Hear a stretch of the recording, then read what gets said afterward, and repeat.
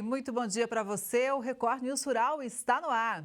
A seca no Rio Paraíba do Sul, no Rio de Janeiro, é um problema que causa preocupação principalmente a produtores rurais e também empresários no interior do estado. Nos últimos meses, a região do Rio Paraíba do Sul tem enfrentado uma grave crise hídrica que tem afetado a vida de milhares de moradores, agricultores e empresas que dependem desse importante recurso natural. Atualmente, em Campos, a cota de 4,90 metros está bem abaixo da considerada ideal, que seria em torno de 5,50. As condições que nós estamos vivendo hoje, em termos de cota e em termos de vazão, elas são parecidas com o que nós vivemos ano passado, onde nós tivemos a crise da geosmina. Então, o rio não se recuperou. Para você ter uma ideia, dos 6 primeiros meses do ano, todos os meses, com exceção de janeiro, o rio esteve abaixo da sua média histórica. A seca do Rio Paraíba do Sul é resultado de uma combinação de fatores climáticos e ambientais. Nos últimos anos, a região tem registrado períodos de estiagem prolongada com chuvas abaixo da média histórica. Além disso, o aquecimento global tem contribuído para o aumento da evaporação da água e para a alteração dos padrões de chuva, agravando ainda mais a situação. Esse acompanhamento que nós fazemos há 15 anos no comitê nos mostra, nos credencia a dizer que realmente o rio está morrendo. Primeiro, por causa da transposição para o Rio Paraíba do Sul, que é o efeito acumulativo e potencializado ao longo dos anos. Esses efeitos dia a dia vêm se acumulando e causando graves perdas de água para a nossa região. Com a redução do volume de água, muitas cidades que dependem do rio tendem a enfrentar dificuldades no abastecimento. Para os agricultores, a seca representa uma ameaça à produção agrícola, especialmente na cultura de frutas, hortaliças e criação de animais, que necessitam de irrigação constante. Diante desse cenário, medidas emergenciais para tentar mitigar os efeitos da seca devem ocorrer. Entre elas, estão campanhas de conscientização para o uso racional da água, investimentos em infraestrutura hídrica, como a construção de reservatórios e sistemas de captação de água da chuva, além de ações de fiscalização para evitar o desperdício. Se nada for feito, as perspectivas são as piores. Para o setor produtivo, quem depende de irrigação, ou empresas que estão instaladas no Rio Paraíba do Sul, essas empresas vão ter dificuldade de captar água para suas atividades. Apesar dos esforços, a situação ainda é preocupante. A recuperação dos níveis de água no rio depende de chuvas regulares e de ações sustentáveis de gestão dos recursos hídricos. Com 1.137 quilômetros de extensão, o Rio Paraíba do Sul passa por 184 cidades de 3 estados, São Paulo, Minas Gerais e Rio de Janeiro. Tem, ao longo de seu percurso, transposições que limitam consideravelmente o volume de água para as cidades próximas à foz, nos municípios do norte fluminense. Especialistas alertam que é fundamental implementar políticas de longo prazo que promovam a preservação do meio ambiente, o uso racional da água e a adaptação às mudanças climáticas. Uma das saídas seria revegetar as nascentes para que aumente o volume de água. E a outra é intensificar o tratamento de esgoto, para que cada vez chegue menos esgoto in natura e mais esse esgoto tratado. A participação de todos é essencial para enfrentar a crise. Além disso, é importante apoiar iniciativas de preservação ambiental e cobrar das autoridades ações efetivas para garantir a segurança hídrica da região. Nós vamos marcar com o secretário de Estado, talvez com o governador, levar essa documentação para que ele e os Minas e São Paulo possam ir ao governo federal buscar recursos, não só para o setor de semiárido, classificação de semiárido nosso aqui, como outras ações que possam substanciar a nossa agricultura a retornar ao seu papel de área de produção agrícola do estado do Rio de Janeiro. Uma cultura que se adapta bem ao clima do Nordeste tem um ciclo curto de produção e pode ser cultivada mais de uma vez por ano. A berinjela traz lucro para o agricultor e faz bem à saúde do consumidor. Ela é comum na feira, está presente em pratos tradicionais e é reconhecida como um alimento funcional e cheio de benefícios para a saúde. Ela é rica em cálcio, ferro e minerais, contribui na saúde dos ossos. Como ela é um legume que contém bastante água, então ela atribui bastante nos tratamentos renais, bexiga, uretra. Ela contém bastante fibra também, então colabora também aí para quem tem aquela constipação. Ela controla o colesterol, glicose. Originária da Ásia, a berinjela pertence à mesma família do tomate e da batata. No Brasil, ela se adapta bem a climas quentes e tem ganhado espaço nas lavouras de agricultores familiares. Severino Antônio trabalha com a produção da berinjela há mais de 50 anos e fala do tempo que dedicou ao campo com muito orgulho. E como tenho orgulho de ser agricultor. Mais de 50 anos. Mais de 50 anos, quando comecei a trabalhar, tinha 12 anos. Nascemos na enxada, fazer o quê? Só foi o que eu aprendi. São cerca de 800 pés de berinjela e por semana são colhidas aproximadamente 300 quilos da variedade F100. Os frutos colhidos são liberados e escoados para os supermercados e a expectativa de colheita é maior do que a do ano passado. A berinjela possui um ciclo curto, que pode ser cultivada o ano inteiro, em regiões de clima quente. Além disso, ela é pouco exigente em insumos e tem variedades bem adaptadas ao solo nordestino. A berinjela, no caso do híbrido que ele está utilizando aqui, ele começa a produzir aos 100 dias. E ela consegue, se bem cuidado, como é nesse caso, onde o seu Severino tem muita experiência e muito cuidado com a lavoura dele, ele consegue produzir até 5 meses de produção. Alguns aspectos devem ser observados. O ponto de colheita vai do gosto do consumidor. A coloração mais clara indica que a berinjela passou do ponto. Já a mais escura é o ideal para a colheita. Na cozinha, ela se transforma. Ela tem diversos modos de preparo, né? Você pode estar usando ela numa sopa, grelhada, numa verdura, um suco natural. Então, ela é rica em antioxidante. E preferir usar ela toda com casca e tudo, para você não estar perdendo aí nenhum benefício desse legume. A poda de manutenção é feita a cada 1 mês e serve para diminuir a quantidade de folhas, canalizar energia para os frutos e melhorar a aeração, que possibilita mais entrada de luz solar, assim evitando fungos. É através dessa pequena florzinha que surge a berinjela. Simples, acessível e poderosa. A berinjela deixa claro que comida de verdade também pode ser medicina. E quanto mais a gente conhece, mais valor dá ao que vem da terra. A gente tem que valorizar. A baixa oferta de mamão no Espírito Santo fez o preço da fruta subir.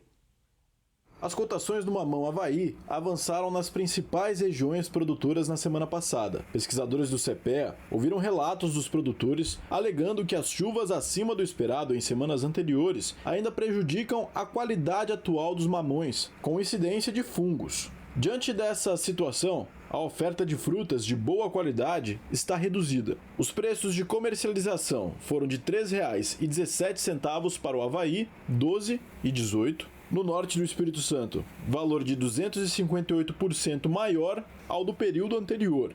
No atacado paulista, o mamão do tipo 15-18 foi negociado à média de R$ 62,00 a caixa de 8 quilos, avanço de 35%. Para as próximas semanas, a tendência é de menor demanda pela fruta, o que pode voltar a pressionar os preços no campo, apesar da perspectiva de menor oferta. O preço do ovo de galinha caiu quase 4% no último mês. Apesar desse resultado, o produto ainda acumula alta de 25% ao longo de 2025.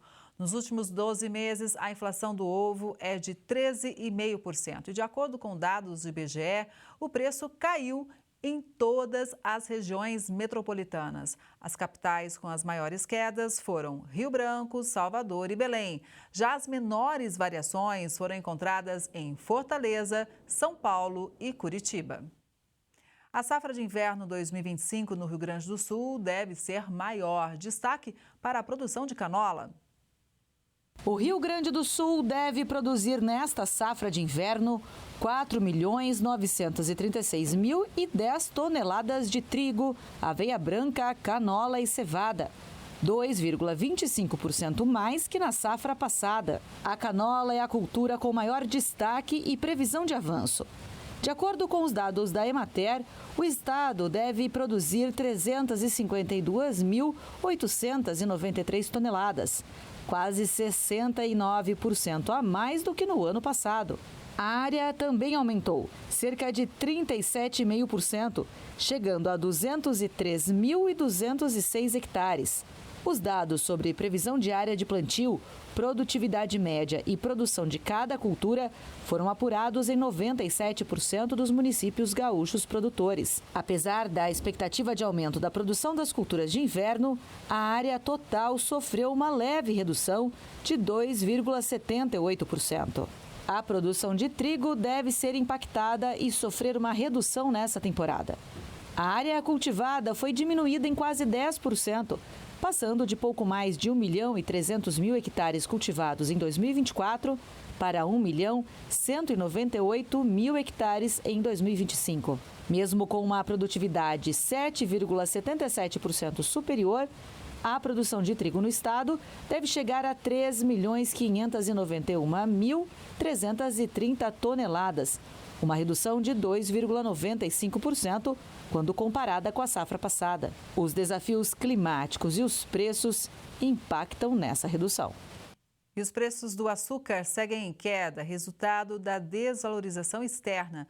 Mesmo com a restrição da oferta do açúcar cristal de melhor qualidade e as chuvas no começo de junho que dificultaram a produção, os preços internos seguem em baixa. E segundo os pesquisadores do CPEA, ao longo da semana passada, a pressão veio sobretudo da desvalorização externa. O preço da saca de 50 quilos é o mais baixo desde outubro de 2022 e está sendo negociado a R$ 120 pelo indicador CPEA-Esalq. O conflito entre Israel e Irã causa preocupação mundial e isso, claro, inclui o nosso agronegócio. Por exemplo, pode acontecer um grande impacto em relação aos fertilizantes. O Brasil compra a ureia do Irã, que importa milho do Brasil. Mas, além dos preços, o transporte de mercadorias também está em risco neste momento muito complicado de alta tensão. Vamos saber mais? Quem chega para fazer uma análise é o Daniel Vargas, que é professor da FGV Direito Rio. Bom dia, Daniel. Seja sempre muito bem-vindo ao Record News Rural. Olá, Kelly. Sempre um prazer. Daniel, são vários fatores, que podem nos impactar e de forma importante. Gostaria que você trouxesse, obviamente, várias análises aqui, mas vamos começar falando em relação, por exemplo, aos fertilizantes. Sim, Kelly. Nós sabemos que o agro brasileiro é muito globalizado, o que significa que ele vende muito para vários países e compra muito de vários países. E um dos produtos que é parte dessa estrutura globalizada do agro são os fertilizantes. Mais de 80% dos fertilizantes utilizados na produção de alimentos brasileira vêm de fora. E em torno de 17% vem do Irã. Em particular a ureia, que é uma base fundamental para várias culturas, mas sobretudo para o milho. Então nós sabemos que com essa guerra, algumas fábricas e revendedores de ureia têm suspendido a sua venda e, por sua vez, o preço no mercado já começa a refletir essa instabilidade com elevação considerável. O que torna tudo isso um pouco mais preocupante é o fato de o preço dos fertilizantes no mercado internacional já terem subido muito ao longo dos últimos anos em função das instabilidades da guerra na Ucrânia e na Rússia. Então agora a perspectiva é de ter um aumento sobre o aumento. Menos de 50% da ureia e dos demais fertilizantes utilizados para a próxima safra brasileira foram comprados, o que significa que boa parte da produção brasileira ainda precisará ir ao mercado para adquirir esses fertilizantes e vai fazer isso pagando um preço mais caro. Pois é, no ano passado o Brasil importou 17%, do nitrogenado iraniano. Então, veja só como é um mercado importante, E quando estourou, vou voltar um pouquinho, Daniel, porque quando estourou a guerra entre Rússia e Ucrânia, muito se falava sobre a questão dos fertilizantes, né? Que o Brasil tinha uma alta dependência. E, novamente, a gente volta a falar sobre isso. Claro que é difícil, em pouco tempo, a gente mudar esse nível de dependência, mas o fato é que, mais uma vez, a gente se vê com esse problema. É preciso olhar para isso, fazer o nosso dever de casa também, né? Antigamente, a gente tinha essa expressão, não é, Kelly? É um vinil arranhado, aquele velho disco que gira e a música volta para o mesmo lugar. Então é um problema que se repete, vai ano e vem ano. Um insumo fundamental para a produção brasileira. Em algumas culturas, o preço do insumo representa em torno de 30% a 40% do custo total da produção. E o Brasil, ontem como hoje, continua imensamente dependente da importação dos fertilizantes. O efeito disso é que qualquer instabilidade global, em particular nesses países que concentram a exportação para o Brasil, gera um impacto de custos para a nossa produção e prejudica, em última análise, nossa própria capacidade do agronegócio nacional. Pois é. Agora, tem um outro ponto também que eu gostaria da sua análise, que é a questão logística, né? O Oriente Médio é um mercado muito importante, principalmente para as proteínas aqui do Brasil também. O que pode acontecer? Qual que é o temor neste momento, Daniel? Eu acho que em relação à logística existem 3 preocupações, Kelly. A primeira delas é que nós sabemos que o frete brasileiro é rodado em grande parte por caminhões que utilizam o diesel como energia. O diesel é um derivado do petróleo e na medida em que essa crise acontece no Oriente Médio, o preço do petróleo aumenta e já tem aumentado significativamente. Isso, por consequência, tende a respingar no preço do diesel e, portanto, no custo do frete aqui dentro de casa. O segundo impacto diz respeito ao próprio frete marítimo. Então, nós sabemos que essa zona de guerra é uma zona em que boa parte do escoamento da produção de petróleo do mundo passa por ali, no chamado Estreito de Hormuz, melhor dizendo. E lideranças iranianas têm sugerido interromper esse canal, o que poderia gerar um impacto sobre o preço do petróleo no mundo e todas as consequências, já que o petróleo respinga em tudo mais. Mas o mais preocupante é que essa instabilidade também faz com que empresas de navio evitem o Mar Vermelho e passar por aquela área. E optem, portanto, por zonas de tráfego marítimo que são mais longas para chegar à Ásia, o que significa um aumento do preço do frete para a exportação dos bens brasileiros. E a terceira consequência é que toda essa instabilidade naquela região faz com que a própria venda de bens brasileiros, seja para o Irã ou para o próprio Oriente Médio, possam ter um custo mais elevado. Afinal, os navios que vão para aquela área, em função da instabilidade do risco, podem cobrar mais caro para levar o nosso produto até lá. Pois é, o que é uma pena, né? Por exemplo, nos Emirados Árabes, quando você vai ao supermercado, você vê, por exemplo, banana que veio de vários países e tem o preço. Obviamente, se o nosso preço chega num valor mais elevado, o consumidor não vai levar para casa. E tem um outro fator também, não é, Daniel, que é a questão da nossa imagem. Quando a gente fala assim, como que o Brasil é visto no mundo, né? Aí a gente sempre se questiona, tá, em que parte? Porque justamente no Oriente Médio, o nosso agronegócio é visto com muito bons olhos, né? O Brasil é um parceiro comercial privilegiado. Nós vendemos inúmeros produtos com grande representatividade na pauta de exportações brasileiras para o Oriente Médio, a começar pelas proteínas, ou em particular o frango. Quase 40% da exportação de frango brasileira tem como destino países no Oriente Médio. E o risco é que nesse ambiente de instabilidade, uma região geopolítica tão sensível, com vários fios desencapados, não sabemos exatamente como essa guerra entre Irã e Israel pode repercutir na posição de outros países na região. De um lado, portanto, fazendo com que países possam frear a sua importação, adiar a compra de bens e, em última análise, para um mercado tão importante, ou digamos assim, cativo brasileiro, naturalmente isso representa um abalo, né, de possibilidades, de risco e, de certo modo, isso pode acabar representando um custo para nós. A nossa torcida é que essa guerra fique isolada, que a gente contenha os seus efeitos, mas a verdade precisa ser dita. A grande preocupação do mundo é que a tensão entre Irã e Israel se espalhe para a região e aí sim gere consequências ainda mais significativas para o comércio internacional. Tá, e nesse cenário todo, Daniel, a gente lembra também que a questão do petróleo, ainda mais pela região também, é algo muito sensível, né? O petróleo já teve uma oscilação de preço e a gente não sabe o que pode acontecer de fato num curto prazo, né? A gente sabe que o petróleo é uma espécie de elemento base do preço global, porque petróleo é energia e ainda é a principal fonte energética para inúmeras atividades de transporte e para a própria energia dos países. Se aumenta o preço do petróleo, aumenta tudo mais. Inúmeros derivados, de plásticos a diesel, a outros produtos químicos, são feitos a partir do petróleo. O petróleo é uma commodity internacional, com o preço que flui em bolsa e, portanto, se há um risco em uma região, esse preço ele acaba sendo elevado com impactos para outros produtos em outras regiões.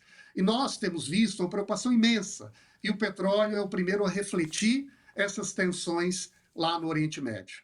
O que significa que o efeito imediato disso é encarecer alguns dos insumos que estão na base da economia internacional, mas também do agro brasileiro, a começar pelo diesel, daqui a pouco pelos plásticos e por produtos químicos que são a base da economia.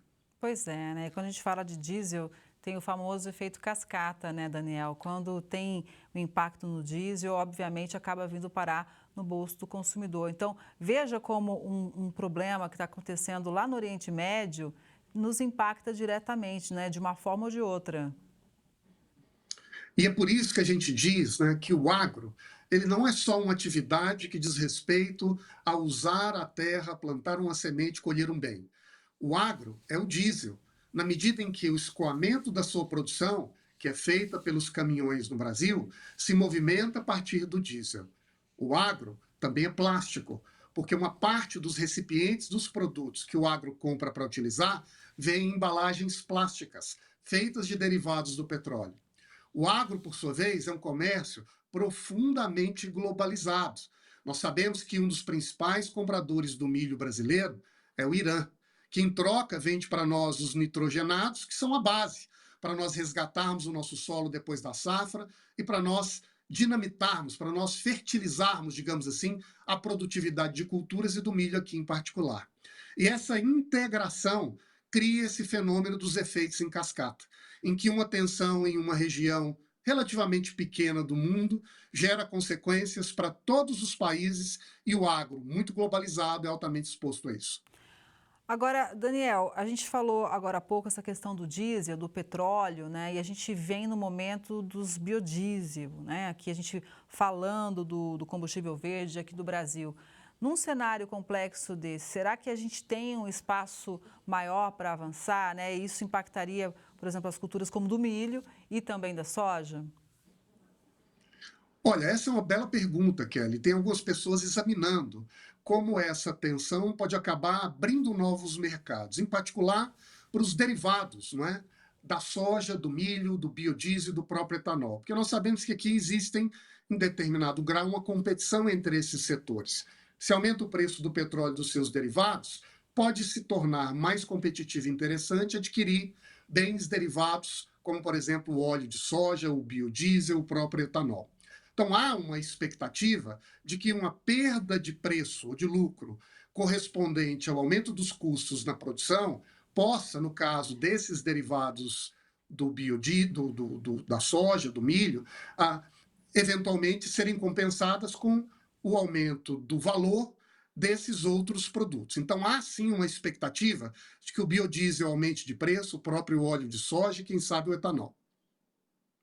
Realmente que a gente vem aqui já cobrindo guerras, né, há um certo tempo, é um momento histórico, né, onde a gente vê cada desenrolar tendo um impacto nas relações comerciais de cada país. Por isso a gente sempre lembra, né, da importância de ter vários parceiros comerciais, não é, Daniel? Porque é um momento tão complicado e muitas vezes, quando tem sanções, por exemplo, a um determinado país envolvido num conflito, você consegue vender para um outro que é parceiro que depois repassa, inclusive, esse alimento. Então, o que é importante a gente continuar nesse caminho de abertura de mercados, não é?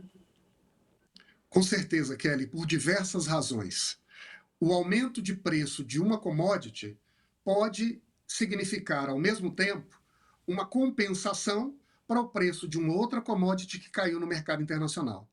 O aumento do custo para determinado bem pode ser compensado, numa economia geral, com um novo espaço para vender um outro produto que pode ter um preço melhor no mercado. E são essas variações que são típicas das commodities no mercado internacional, que faz com que a diversificação seja um mecanismo de balanceamento ou de neutralização dos riscos internacionais. Então, a gente sabe que na década de 50 e mesmo antes do século passado, o Brasil tinha uma dependência gigantesca do café. E naquele momento, o sucesso da economia brasileira era muitas vezes um sinônimo do preço do café no mercado internacional. Hoje, como há 50 anos, o Brasil continua a ser o maior exportador de café global. Mas nós também somos o maior exportador de soja, o maior exportador de milho, o maior exportador de frango, em uma cesta diversificada de bens que constituem a nossa pauta de exportações. E essa diversidade dá ao país mais lastro e capacidade de passar por essas oscilações. E se fizemos bem no passado, ao diminuir nossa dependência do café e criar uma cesta de produtos que hoje exportamos, no futuro nos daremos ainda melhor se conseguirmos diversificar cada vez mais essa nossa cesta de oferta ao mundo, fazendo assim com que as instabilidades em um local sejam neutralizadas ou mitigadas com avanços em uma outra commodity, em uma outra parte da economia. Daniel, para a gente encerrar, uma pergunta que eu acho que pode estar passando pela cabeça do produtor rural, que é o seguinte: tá, mas o que eu faço agora na minha propriedade, né?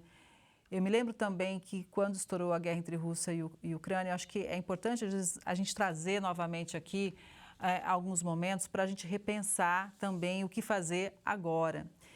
Havia uma orientação sobre os fertilizantes, que era o seguinte, inclusive com a orientação da Embrapa, do produtor rural olhar realmente os protocolos, ver se realmente tem como otimizar, ou seja, é necessário usar essa quantidade de fertilizante neste momento, porque muitas vezes alguns protocolos podem ser ajustados para ter uma economia e passar por esse momento com maior, assim, não vou dizer tranquilidade, mas talvez com menos sufoco, não é, Daniel? Kelly, o momento é um momento de alerta e de atenção. Nós sabemos que o melhor que o produtor pode fazer num curto espaço de tempo é de otimizar os seus recursos e os produtos que ele tem para a sua próxima safra e produção. Nesse momento, a gente sabe que o planejamento das fazendas para a próxima safra já está basicamente organizado. É difícil imaginar, a essa altura do campeonato, há poucos meses de iniciarmos o próximo ciclo de plantio, que os produtores vão redimensionar a sua área de plantio ou substituir culturas. Eles vão fazer aquilo que eles planejaram para fazer. Agora, se puderem fazer isso, tentando otimizar ao máximo os insumos que possuem, essa é uma medida de racionalização, de precaução e que pode ser interessante e vantajosa para o produtor.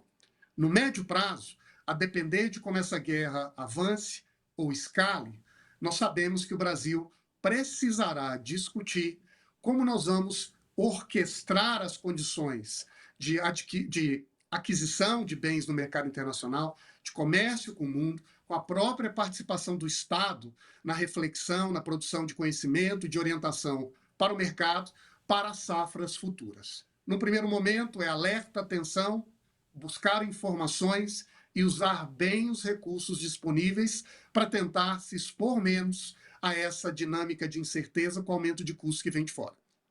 É verdade, são desafios, né? Mas que a gente precisa olhar para eles e com seriedade. Daniel, muito obrigada, viu? Um bom dia e sempre bom te ouvir e ter você com a gente aqui no Record News Rural. Eu que agradeço, sempre um prazer e até breve. Até breve. E essa edição do Record News Rural fica por aqui. Obrigada pela sua audiência. A gente se vê no próximo programa. Até lá.